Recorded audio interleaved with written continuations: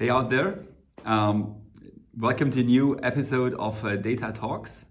I'm actually in Berlin today, not only because of the Berlin e-commerce exhibition, but to meet actually a very impressive person and entrepreneur, Marcel Hollerbach. Thank you. Good morning, Marcel. Good morning, Ben. So, everyone I'm meeting today, also on the show and in kind of these days, is actually talking about the big vision, how to execute digital experience, digital customer experience. Right. But for sure, many people, maybe you out there as well, are having a vision and a dream, but there is a way to go, a way to achieve it. So when you're talking to your customers these days, what is the most important thing what they're trying to achieve in their customer or digital experience? Right. What drives them? Yeah, I think first of all, it's important to know who is the persona we're talking to, right? Because we as a company, we offer a whole, let's say, suite of solutions, and we talk to, on the one hand, to marketing executives, performance marketing managers, who are persons having the need to create product ads, let's say on Google Shopping, Google Express, Facebook Dynamic Ads, Instagram, and so on. On the other hand, we are talking to sales managers in organizations who have the need to syndicate their product catalog out to retailers. Right? What combines the requirement of both of them is they're both faced with an ecosystem that is ever changing. Right? So what's happening is where maybe 10 years ago, you would have built like 2 or 3 point-to-point integration, one to Google Shopping, one to your major retailer. Today, the ecosystem is changing so quickly, and there are so many new opportunities and channels and marketplaces and social channels popping up that I would say it's almost impossible with your own internal resources to deal with this and to maintain it. So that's why a lot of clients and customers, they turn to any kind of agile solution out there. Can be ours, can be someone else's. But I think what they need is someone who is dealing with that problem and has the economies of scale behind it, right? So someone who is working on Google for hundreds of customers, implementing changes when they happen there for the whole ecosystem of customers they have, and not just for one, to really make that scale. So the challenge they're facing is really this agility.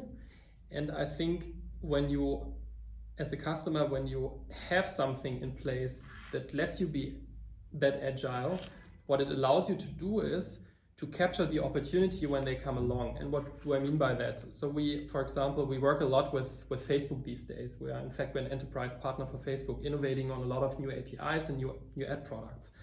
And when they release the stuff, there's typically an early mover advantage that you have if you're the first in there, right? Because the competition is relatively low.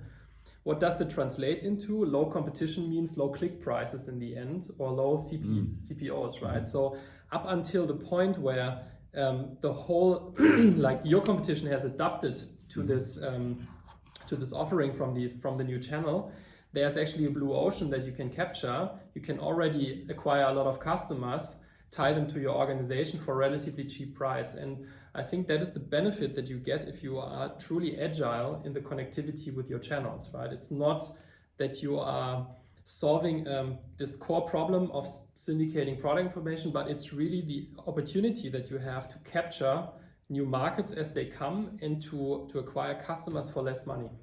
Okay, so I tried to recap. I've clearly understood 2 things. You may correct me.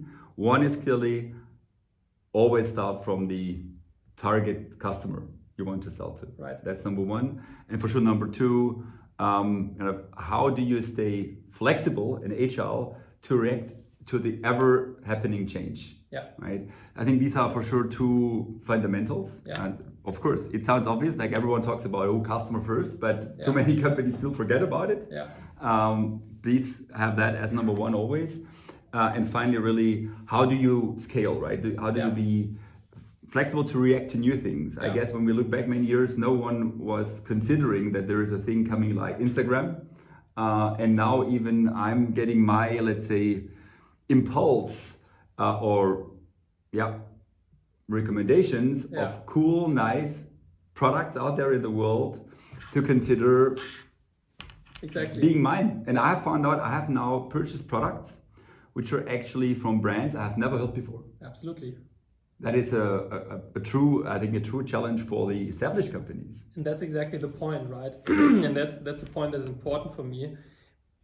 Don't be agile for the sake of being agile, right? A lot of companies say, we heard we need to be agile, but why do you need to be agile? You need to be agile because your competition is getting more agile, right? You have all these micro brands coming up that are super successful on Pinterest, on Snap coming up, on Instagram and so on. And they are really competing on market share with you because they are the first ones to be in those channels, to figure out how those channels work. And they have the agility to do that, right? So being agile is not just a technical requirement, but it's really a business requirement.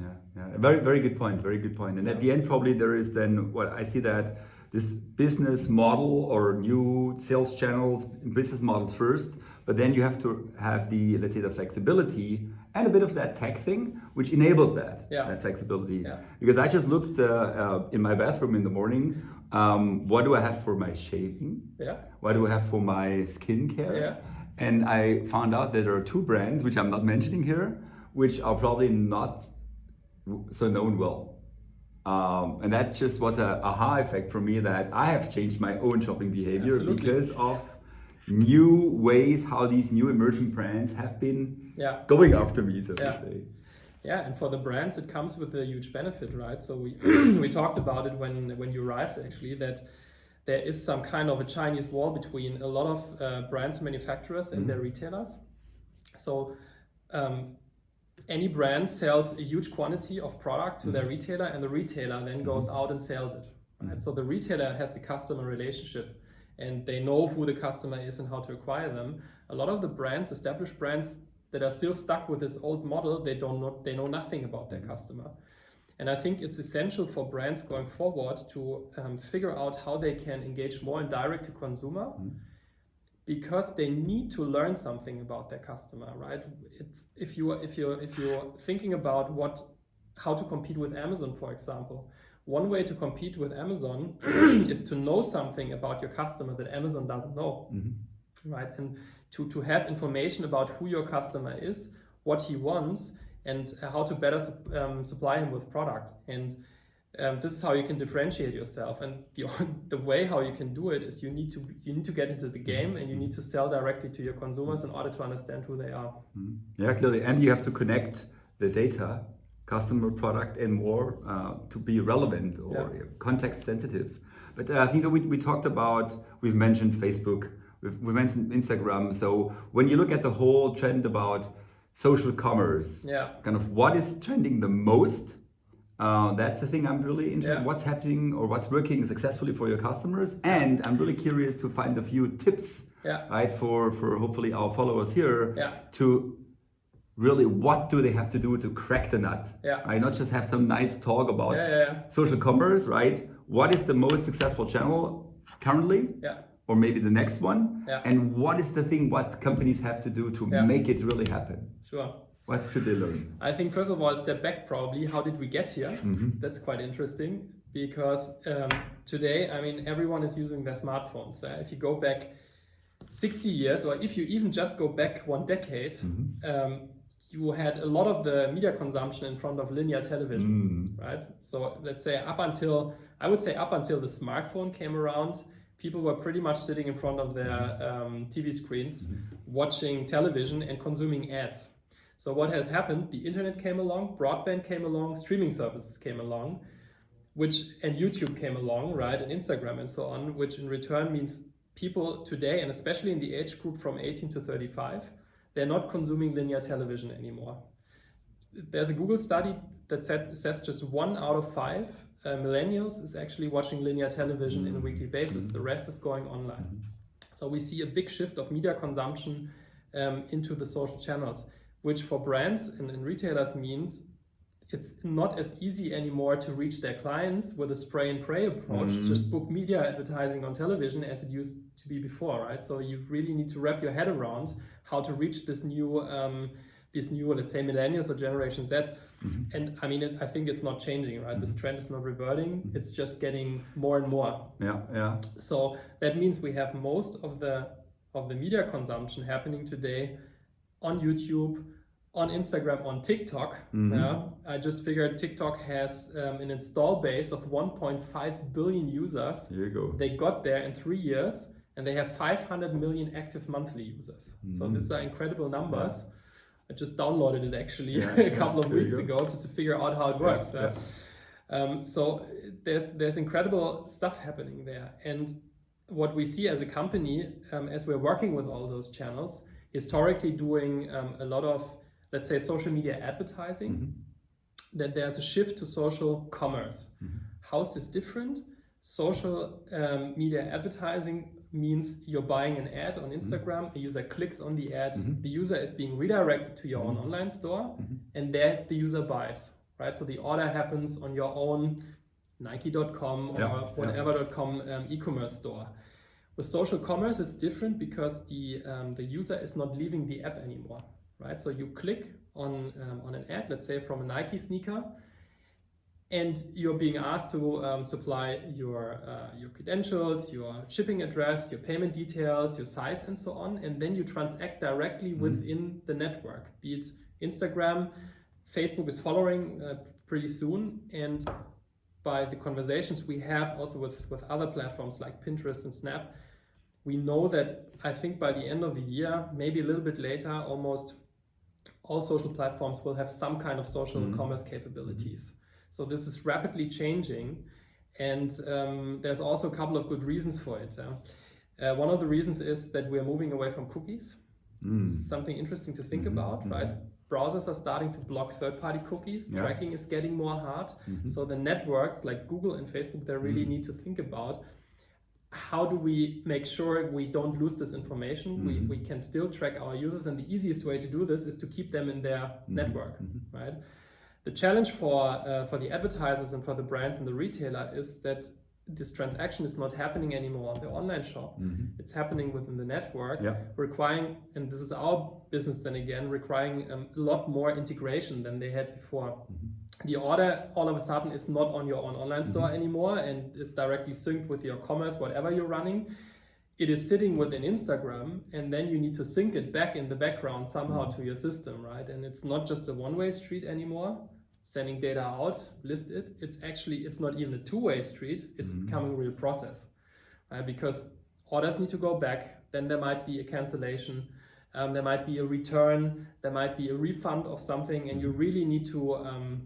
Really have to have this dialogue between the social commerce side and your own system, and then think about this process in not just one network, but 5 or 6. I was about to go to ask that, right? It's not this 1, 2, 3, it's hundreds of thousands, I don't know, right? Many of them. Exactly, and that's and you sell as a company probably many products, let's say a few thousands. I'm not talking yet about the millions, but you know this is existing, right? So how do you scale that as an enterprise across all these channels and the volumes you have? This is what we had in the beginning, right? When we look at the challenges of our customers, it's not enough anymore to have one-to-one, a peer-to-peer integration. You need to get into the situation where you have one hub, one connector that can get you on all those various channels, marketplaces, social sites, affiliate networks, ad networks, retailers, and so on, quickly, right? And you need to have someone who is doing the heavy lifting for you, basically, because they're doing it on scale. When we're integrating with Instagram checkout now, we're not integrating for one customer, right? We're doing this for a couple of hundred customers to who we make that available. So for us, the economics work. If you're doing that individually, it's probably work that you should better invest into a better checkout experience on your own shop, right? A better customer relationship management and so on, because that's really the core of your business. I think this is a very good point you're making, right? What do you focus your time and energy on as an individual, as a company? This is your core business. This is how you differentiate probably, or how you understand your customers, and let maybe outsource or let others do the things which have to scale. I think this is a very good learning, which I was also reading in a interesting book I'm currently reading named Sell Like Crazy, by the way. And a lot also goes around that. So really good learning for me. So just check this out if you're interested. Maybe one last thing I want to ask you, right? Because we're going towards, let's say, the 15-minute break here is, okay, right? Many companies ask me, well, if I now start using such a solution for scaling to hundreds of channels and big volumes of data for selling faster, how automated is that? Or how big is the manual effort? Or should companies just don't care about it? But just let the people understand a bit kind of what is actually happening in the back that this scales. Yeah. It's actually it's a longer answer. Okay. Because there is not just that syndication, right? Syndication comes in a lot of facets, and it comes with a lot of different use cases. And if you look throughout the market, and if you look at the channels you're syndicating to, there is different levels of maturity of those channels. What do I mean by that? There is the easiest form of syndication is basically sending an Excel sheet out to a retailer. Right? The retailer says, here's an Excel sheet, this is the format in which I need your product information. You have some kind of logic that fills that Excel sheet. That can be quite complex in the details, but you have some kind of logic, and then the Excel sheet, you send it out, you upload it via an FTP to someone, or in the easiest form, you send it to your to the buying persona at the retailer via email. It says, look, here's my data, and then this guy forwards it to some kind of PIM team, and they type it into their system, right? So this is the easiest or the simplest form, and unfortunately the most manual form. Yeah, I'm a bit kind of shocked, right, hearing that. Right? Today we're still seeing that this is happening. And this is nothing. Unfortunately, this is nothing that can be quickly solved by not by companies like us, because it is the process on the retailer side, right? As long as they are not more automated, we can just automate to the point where there is this media break. Basically, as long as they don't have a good supplier portal or API where we can send information to, you will have this break. You can say we're automating it via an automated email send or something like this, or some kind of workflow that's happening in the back. But the retailers, they need to be more sophisticated when it comes to this. So this is I would say the easiest form. Then let's go up one layer where there's more automation. When we're looking at marketplaces, there's companies obviously like Amazon, and there's companies like Walmart. They have come up with their own supplier portals and their own APIs. On that level, there's a lot more automation happening. The integration, therefore, is a little bit more complex, because you have to talk to an API all of a sudden, right? And the API might also give you information back and say, look, I need more info from you here. And then automating this, right, is something that is a little bit of a challenge, but there's more automation. And then even one level higher, there's the sophisticated ad networks like Google with Google Shopping and Google Express and Google Manufacturer Center. Then you have Instagram, Facebook, Criteo, all these guys, and they are API first, right? Those networks, they never thought about anything like Excel files. They have their APIs, and they want the information directly to the API. And there we can achieve almost 100% automation, because you take the information from the PIM, you structure it in a way that this network would need it, and then you push it out via API. If there's error messages coming back, you can also catch that automatically. So it's if you look at the ecosystem of channels, it goes from very basic to very sophisticated. Depending on what the advertiser or the brand or the retailer is doing, it can be very automated to still some manual work involved, right? So, and I think for us, when we see syndication projects, that's a challenge, because we sometimes receive a list with 500 channels in there, and it's like per country, right, that the customer wants to do. And then it's the whole scope, right? It goes from super manual to highly automated. And it's oftentimes a little bit of consulting work also with the customers to explain them the different networks, how they work, what they can do with it to set the expectation right. I think this is really a very good summary. And I think what I actually have learned is you have to be scalable and flexible to react to market change overall. So you probably better let somebody else do it before you go crazy with that. I think that's maybe my summary of that. So thank you very much, Marcel, for your time. And I hope you enjoyed it, and hopefully with the next episode. Ciao. Thanks.